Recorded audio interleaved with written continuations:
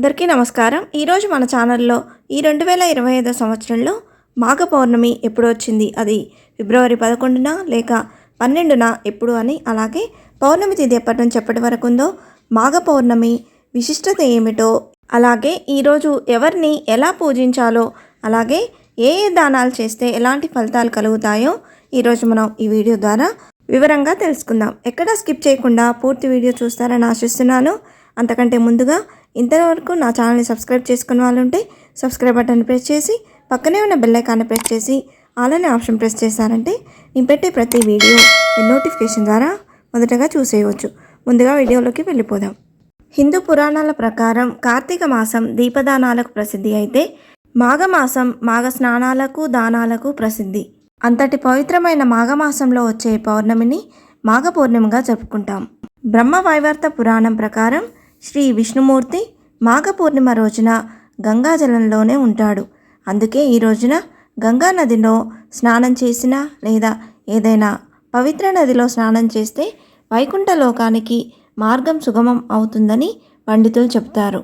అంతేకాకుండా ఈసారి మహాకుంభమేళాలో ప్రయాగరాజ్లో స్నానం చేస్తే ఎంతో పుణ్యమని పండితులు చెప్తున్నారు. మాఘమాసంలో నదీ స్నానం చేయడానికి వీల్లేని వారు మాఘ పౌర్ణమి, మాఘశుద్ధ సప్తమి, ఏకాదశి, చతుర్దశి తిథుల్లో స్నానం చేస్తే మంచిదని, అందుకంటే ఈ సమయంలో గంగాదేవి అన్ని జలాల్లో ప్రవేశించి ఉంటుందని నమ్మకం. మాఘ పౌర్ణమిని మహామాఘి అని కూడా పిలుస్తారు. అన్ని పౌర్ణముల కంటే ఈ పౌర్ణమికి ఎంతో ప్రాధాన్యత ఉంది.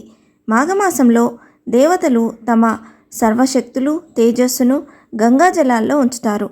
అందుకే మాఘ పౌర్ణమి స్నానానికి ఎంతో గొప్పదానిగా భావిస్తారని పురాణాలు చెప్తున్నాయి. ఈ 2025 సంవత్సరం మాఘ పౌర్ణమి ఎప్పుడొచ్చిందో ఇప్పుడు తెలుసుకుందాం. స్వస్తి శ్రీ చాంద్రమాన శ్రీ క్రోధినామ సంవత్సరం శిశిర ఋతువు మాఘమాసంలో పౌర్ణమి తిథి ఫిబ్రవరి 11, 2025 మంగళవారం సాయంత్రం 6:55 ప్రారంభమై ఫిబ్రవరి 12, 2025 బుధవారం సాయంత్రం 7:22 ముగుస్తుంది.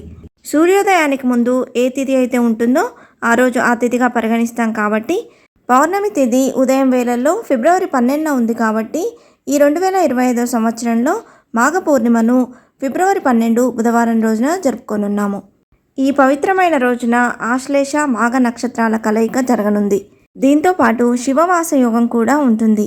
ఈ యోగ సమయంలో మహాకుంభమేళాలో రాజస్నానం ఆచరించే వారికి అక్షయ ఫలాలు లభిస్తాయని నమ్మకం.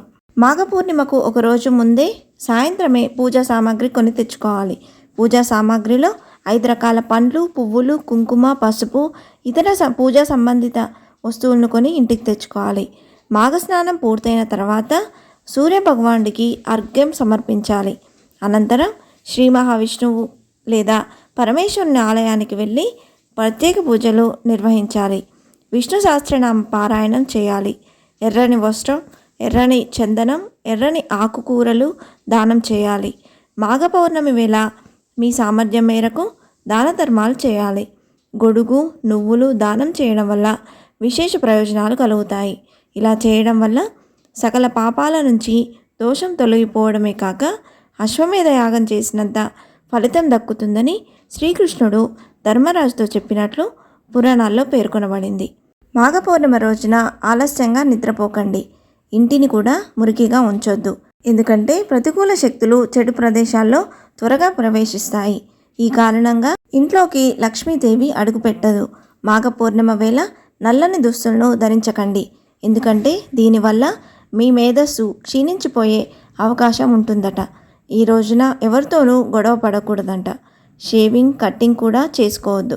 గోర్లను కూడా కత్తిరించొద్దు. ఇలా చేయడం వల్ల లక్ష్మీదేవి ఆగ్రహానికి గురి కావాల్సి వస్తుంది. జాతక ప్రభావంతో ఎవరైనా మానసికంగా ఇబ్బందులు ఎదుర్కొనే వారంతా మాఘ పౌర్ణమి రోజున చంద్రోదయ సమయంలో గోమాతకు పచ్చిపాలలో పంచదార, బియ్యం కలిపి అర్ఘ్యం సమర్పించాలని శాస్త్రాలు చెబుతున్నాయి. ఇంతే ఫ్రెండ్స్, ఈ వీడియో మీకు నచ్చిందని ఆశిస్తున్నాను. ఇలాంటి ఇంట్రెస్టింగ్ వీడియోస్ కోసం please subscribe my channel and press the bell icon. అలాగే లైక్ చేయండి, షేర్ చేయండి. మీకు ఏమైనా సందేహం ఉంటే నా కమెంట్ బాక్స్లో పోస్ట్ చేయండి. Thanks for watching.